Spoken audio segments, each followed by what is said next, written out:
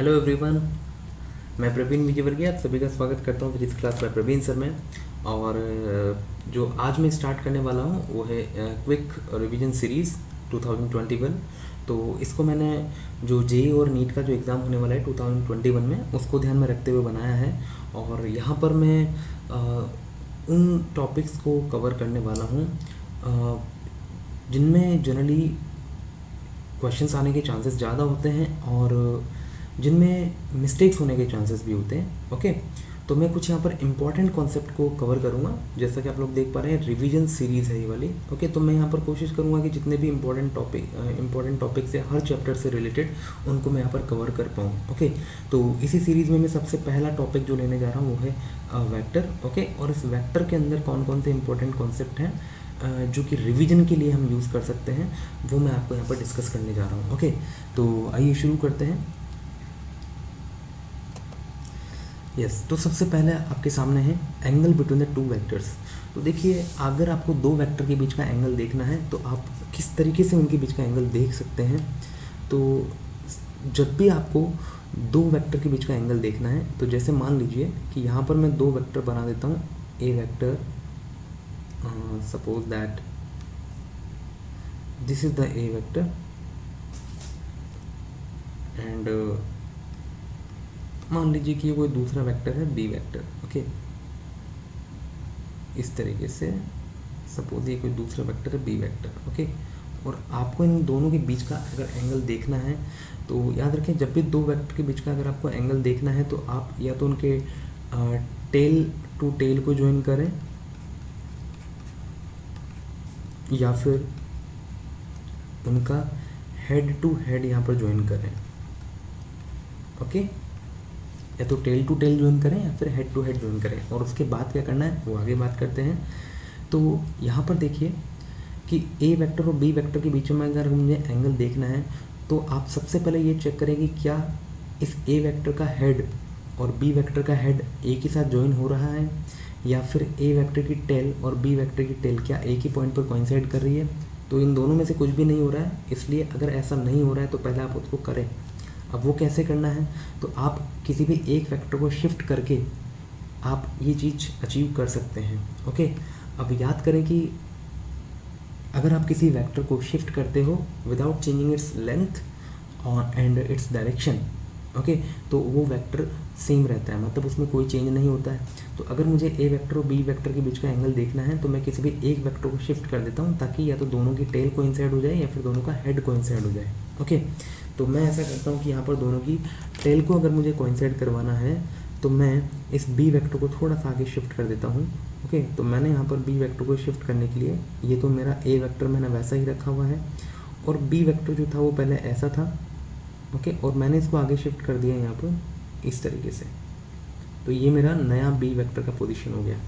अब चेक करें कि क्या दोनों की टेल कोइंसाइड कर रही है। हाँ बिल्कुल, देखो दोनों की टेल अब यहाँ पर कोइंसाइड कर रही है। तो अब आप इनके बीच का एंगल निकाल सकते हैं। ठीक है, अब एंगल कौन सा वाला लेना है, तो आप देख सकते हैं कि ए वेक्टर और बी वेक्टर के बीच में यहाँ पर दो एंगल हैं। एक तो है ये बड़ा वाला एंगल और दूसरा ये छोटा वाला एंगल। तो आपको हमेशा यहाँ पर छोटा वाला एंगल लेना है। कौन सा वाला, छोटा वाला।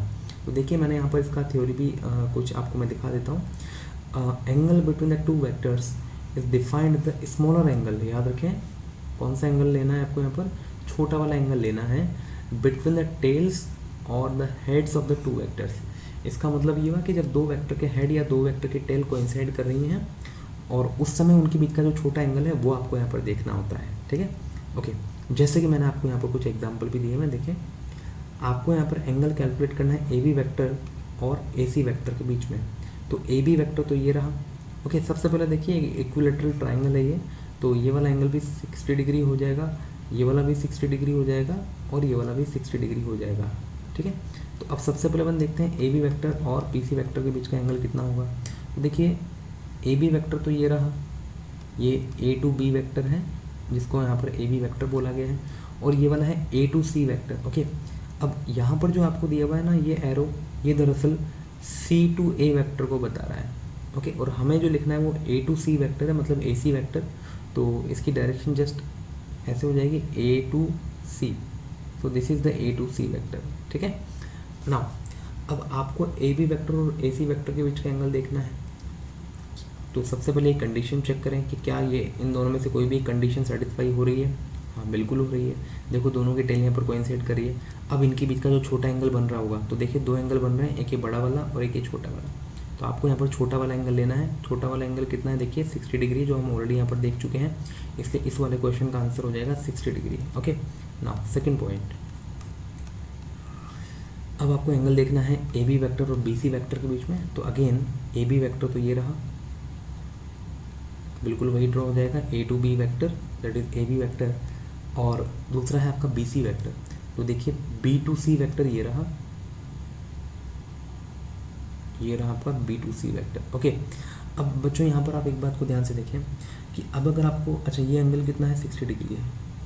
अब आपको एंगल देखना है एक तो इसके बीच में और एक इसके बीच में। तो सबसे पहले ये कंडीशन चेक करें कि क्या ये कंडीशन सेटिस्फाई हो रही है, दैट इज़ क्या टेल टू टेल कोइंसाइड हो रहा है या फिर हेड टू हेड कोइंसाइड हो रहा है। नहीं, देखिए ए बी वैक्टर का हेड बी सी वैक्टर के टेल के साथ कोइंसाइड कर रहा है, जबकि हमें क्या चाहिए, या तो दोनों के टेल कोइंसाइड करें या फिर दोनों के हेड। तो आप क्या करें, किसी भी एक वेक्टर को आगे शिफ्ट कर दें। तो मैंने मान लीजिए ए बी वैक्टर को आगे से शिफ्ट कर दिया लाइक दिस। ओके, तो ये नया आपका वेक्टर जो दिखाई देगा कुछ ऐसा दिखाई देगा। ये हो गया आपका ए बी वैक्टर जिसको मैंने शिफ्ट कर दिया है। ओके, और ये हो जाएगा आपका बी सी वैक्टर। ओके, तो अब इनके बीच का जो एंगल बन रहा होगा, ये वाला एंगल, इस एंगल को आपको कैलकुलेट करना है। तो देखिए जो टोटल एंगल था ये वाला, ये 180 डिग्री के बराबर था, उसमें से 60 डिग्री निकल गया है यहाँ पर। तो ये वाला जो एंगल बचेगा वो कितना बचेगा, 120 डिग्री। इसलिए सेकेंड वाले क्वेश्चन का आंसर हो जाएगा 120 डिग्री। ओके, तो इस तरीके से आप एंगल निकाल सकते हैं। तो पॉइंट क्या है, पॉइंट ये है कि या तो दोनों के टेल टू टेल आपको कोइंसाइड करवानी है या फिर दोनों का हेड टू हेड आपको कोइंसाइड करवाना है। मैं एक काम करता हूँ कि यहाँ पर हेड टू हेड कोइंसाइड करवा करके भी आपको दिखा देता हूँ। ओके, मान लीजिए कि मुझे ए बी वैक्टर और बी सी वैक्टर का हेड यहाँ पर कोइंसाइड करवाना है, तो मैं एक काम करता हूँ कि इस बी सी वैक्टर को थोड़ा सा पीछे खींच लेता हूँ। ओके, तो देखिए यहाँ पर ये ए बी वैक्टर तो वैसे का वैसा ही है, ये रहा आपका ए बी वैक्टर।